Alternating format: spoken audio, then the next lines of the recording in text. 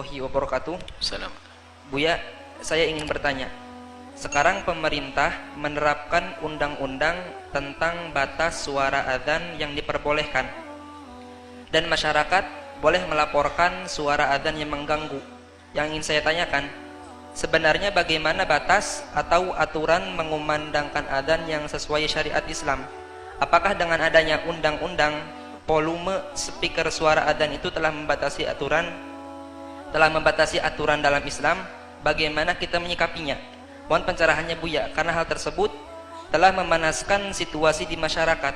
Masyarakat khawatir lambat laun adzan akan dilarang di Indonesia sebagaimana di Singapura. Terima kasih Buya. Bab adzan ini spesial adzan ya, lain bacaan Al-Quran. Kalau adzan sudah tahu kita pada pertemuan yang lalu, jawabannya adalah masalah adzan. Spesial adzan untuk mengundang orang sholat itu disunahkan untuk sekuat-kuatnya suara, sejauh-jauhnya jangkauan, karena semua yang akan mendengar ini akan menjadi saksi nanti di akhirat. Itu kalau spesial adzan. Kalau adzan jangan diganggu masalah adzan, dan adzan tidak banyak, tidak lama temponya. Maka yang adzan pun harus sesuai dengan syariat, bukan adzan yang terlalu panjang sekali ya, sehingga orang menunggu adzan berlama-lama. Jadi adzan ini spesial adzan ya. Adzan disyariatkan secara menurut agama adalah kalau memang yang dimaksud negara adalah membatasi suara adzan, mungkin itu harus diralat. Mungkin yang lainnya selain daripada adzan. Kalau adzan harus dikumandangkan. Adzan yang dikumandangkan ini ada fikihnya lagi ya. Adzan awal waktu. Kalau ada yang terlambat itu jangan, itu ganggu orang, bikin orang pusing. Salat asar, adzan asar jam 5. Orang pada bingung, ini sudah maghrib atau masih asar? Ini biasanya ini pulang dari sawah langsung megang mic, Allahu Akbar, problem.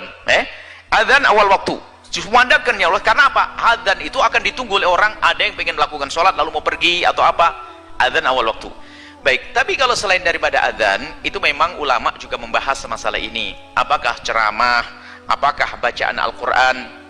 Bacaan Al-Quran itu pun ada aturannya, khususnya madhab Imam Malik. Dari kalangan Malikiyah, Imam Malik itu sangat menghormati masjid. Jangan masjid digunakan untuk gaduh, keramaian. Sayyidina Umar bin Khattab ini sebuah contoh saja, ini sebagai pertimbangan supaya kita tidak serta-merta sebuah keputusan lalu kita anggap sebuah kejelekan. Jadi gini, kalau bacaan Al-Quran ataupun pengajian semacam ini bisa saja dikeluarkan dari masjid jika memang dibutuhkan. Kalau jamaahnya ya, dibutuhkan, artinya orang di kiri kanan masjid memang rindu untuk mendengarnya, atau luas seperti ini, jamaah banyak semacam ini, hendaknya dikeluarkan. Al-Quran termasuk dalamnya adalah ceramah-ceramah. Kalau ternyata tidak dibutuhkan, itu pernah suatu ketika Sayyidina Umar bin Khattab mendengar orang membaca terlalu keras. Lalu setelah selesai dipanggil dua orang ini, dari mana kamu? Dia berbicara, saya dari negeri yang jauh, bukan dari kampung. Sampai Sayyidina Umar mengatakan, kalau seandainya kamu itu orang kampung ini, kamu akan aku pukul. Karena apa? Suaramu yang terlalu keras mengganggu yang lainnya. Nah, ini adalah ada isyarat bahwasanya membatasi suara-suara di mikrofon ini tentunya, ingat semuanya harus jujur di sini. Tentunya ada tujuan untuk menenteramkan, untuk kerapian, bukan kebencian dengan Islam. Awas, hati-hati. Kalau adzan nggak boleh ditawar, adzan harus tinggi suaranya, adzan harus kemana-mana. Tapi untuk suara-suara yang lainnya, kadang ada sebuah rumah, ada masjid itu yang ada rumahnya berdempet-dempetan, di rumah di kota gitu. Kalau suaranya terus hampir berapa berjam-jam suaranya terus, itu sampai mungkin anak kecil mau tidur susah, orang sakit mau tidur juga susah. Alangkah indahnya kalau semuanya, kalau mau dikeluarkan tentunya dengan suara yang tidak sampai mengganggu. Intinya kita perlu belajar adab dalam hal ini, bukan serta-merta mentang-mentang agama, mentang-mentang Al-Quran tapi disuarakan keras ganggu orang tidur. Kan haram membaca Al-Quran mengganggu orang tidur seperti itu. Jadi untuk bacaan Al-Quran harus dilihat. Kalau memang rumahnya berdekatan tapi rumahnya jauh, berjauhan, kita mengeluarkan suara dan mereka tidak terganggu. Makna terganggu memang secara dohir. Kalau secara dohir terganggu itu suaranya juga terlalu. Misalnya suatu ketika ada seorang mengadu kepada kami dan serius, dia punya rumah itu pas rumahnya kecil, sudah sepuh orangnya, kebetulan beliau adalah, mohon maaf, dalam keadaan buta. Rupanya mic-nya masjid pas di rumahnya. Kalau azan tuh jadi kaget dia. Nah, ini ya terganggu dia. Kalau azan pun terganggu. Itu tidak bisa jadi ukuran karena azan. Azan, baik. Kembali kepada masalah Al-Quran, masalah yang lainnya, termasuk ceramah dan sebagainya. Jika harus dikeluarkan, harus ada bahwasanya itu dibutuhkan. Kalau tidak dibutuhkan, nggak usah semacam itu. Apalagi bacaan Al-Quran, khawatir Al-Quran nanti hanya diputer saja. Rupanya orang yang mendengar sambil melakukan sesuatu yang kelalaian dan sebagainya. Atau bahkan mungkin tidak dengar, Quran menjadi tidak dihormati lagi saat itu. Ini. Jadi mungkin peraturan itu kalau kita tanggapi positif-positif, sehingga sekarang tanggapi positif bisa saja jika tujuannya untuk merapikan yang demikian ini. Jika untuk merapikan, supaya benar-benar orang itu tidak akan mengeluarkan suara Al-Quran kecuali memang dibutuhkan. Dan orang betul-betul rindu untuk mendengarkannya.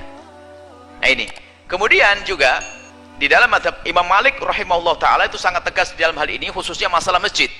Bahkan Imam Malik itu sangat tidak menginginkan kalau masjid digunakan untuk selain daripada sholat itu. Kalau ada keramaian yang lainnya, Imam Malik. Dan wibawa sekali majelis beliau. Baik, kalau kita menanggapi masalah semacam itu, mungkin tenang saja, supaya kita tidak menjadi sebab perselisihan. Terserah siapa yang merencanakan undang-undang tersebut, yuk kita memang atata di masyarakat kita, di kampung kita. Kalaupun kita harus mengadakan suara keluar ini, tolonglah dipertimbangkan juga jika memang diinginkan oleh orang-orang tersebut. Satu, kalau memang kemudian ini satu sisi diinginkan dan tidak mengganggu, mungkin ada orang yang sakit, ada orang yang anak kecil mau tidur nggak bisa dan sebagainya, nggak bisa dipaksa. Anak kecil nggak bisa, orang tua bisa ada iman, ada ngerti wah ini Al-Quran, tapi anak kecil nggak paham, kaget, dia bisa tidur, ibunya yang susah nanti. Jadi kalau memang peraturan itu benar-benar dilaksanakan, tentunya tidak serta-merta main grebek begitu, tidak, perlu pengarahan, dilihat dulu keadaan lingkungannya. Kemudian di sisi lain bahwa Anda itu jangan gampang merasa terganggu deh kalau udah urusan Al-Quran. Al-Quran dikumandangkan kok terganggu, terus iman Anda itu di mana gitu loh. Sisi lain, Anda mendengar Al-Quran kok terganggu, kenapa harus terganggu? Ceramah kok terganggu, kenapa terganggu? Bukan innamal mu'minuna alladzina idza dzukirallahu wajilat qulubuhum wa idza tuliyat 'alaihim ayatuhu zadatum imana. Bukankah ahli iman di saat diperdengarkan Al-Quran, maka ternyata tambah iman, tambah kuat imannya, bergetar hatinya di saat dikumandangkan Al-Quran, disebut nama Allah. Nah itu. Jadi ada dua sisi ya. Yang pertama, saya ulas lagi. Bagi yang ingin menegakkan peraturan itu sah-sah saja. Sah-sah saja. Akan tapi tentunya urusan adzan bukan adzan. Kalau adzan hendaknya dikumandangkan. Kemudian setelah itu bacaan Al-Quran ini harus dilihat kemaslahatannya. Sebab di dalam Islam itu la dharar wala dhirar. Tidak boleh kita melakukan sesuatu yang mengganggu orang lain. Bayangkan satu kampung kecil musolanya 6, Qurannya wah. Anda bisa dengar apa kira-kira? Quran musolanya 6, gede-gedean, baca Quran semuanya ayatnya beda-beda. Anda dengar yang mana kira-kira? Jadi saya menanggapi itu adalah positif kalau memang betul-betul niatnya untuk merapikan itu. Dan semoga bukan niat untuk memangkas Islam. Jangan sampai niat memangkas Islam. Insya Allah niatnya positif. Kalau niat positif kita sambut, perlu rapikan. Karena ada, mohon maaf, ada kampung sangat Islami. Kita pernah masuk juga. Kampung Islami, adzan itu bersaut-sautan, ya kan? Allahu Akbar, adzan masih oke lah, adzan. Orang hafal semua adzan. Tapi giliran Al-Quran, baca di pasar, apa sih? Belum lagi waktu kita bersolat berjamaah, Allahu Akbar, kita dengar suara mikrofon sebelahnya juga dengar suaranya ini. Ini baca Wadduha. Mungkin Allahu Akbar di sebelahnya dia ruku. Jadi pertimbang itu sebenarnya benar. Dan ulama dulu seperti Imam Malik rahimahullah ta'ala, Ibnu Abdul Bar dari mazhab Malikiyah khususnya merapikan betul masalah-masalah semacam itu. Jadi mohonlah hal-hal semacam itu tidak serta-merta kita tanggapi positif, hanya kita wanti-wanti. Hei siapapun yang buat undang-undang, jangan sekali-kali membuat undang-undang atas dasar kebencian pada Islam, Anda akan hancur. Tapi jika Anda membuat undang-undang demi kelestarian Islam itu sendiri, maka Allah akan memuliakan Anda. Kita kembalikan kepada Allah Subhanahu wa ta'ala, jalankan saja peraturan semacam itu demi kerapian semuanya, itu baik-baik saja kok, nggak ada masalah. Nah, termasuk nanti kayak semacam ini dibutuh, tidak ada yang keganggu insya Allah. Tetangganya baik semuanya, aman semuanya. Pengajian kita ini dari ujung ke ujung sampai jalan raya kedengaran. Mohon maaf Anda yang lewat tidak akan keganggu. Yang jualan, bahkan yang berjualan itu adalah senang ikut mendengar kok, dia cerita kok. Yang di kampung pun mendengar. Nah, kalau semacam ini ada masalah. Tapi kalau sudah suara Al-Quran khusus, tidak didengar, diputar saja tanpa ada diperhatikan, kemudian bersaut-sautan Al-Quran, nah ini perlu dirapikan ini. 4 masjid langsung Qurannya bareng, jor-joran. Belum lagi nanti ketemu orang yang bacaannya nggak enak. Ini Mas pede baca Al-Quran, mic sendirian malam-malam jam 12 malam, 11 malam sudah bacaannya Quran, orang pada sedih. Semoga Allah menjaga kita bisa terus mengangkat syiar agama Allah Subhanahu wa taala. Tolong jangan terlalu buru-buru, jangan menjadikan semuanya sebab permusuhan. Kita bisa menanggapi itu dengan positif. Jika tujuannya baik, ayo kita dukung, nggak ada masalah.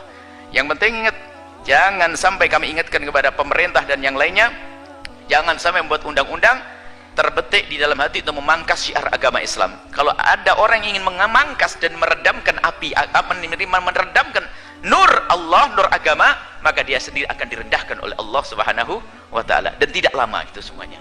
Ini saja, wallahu a'lam.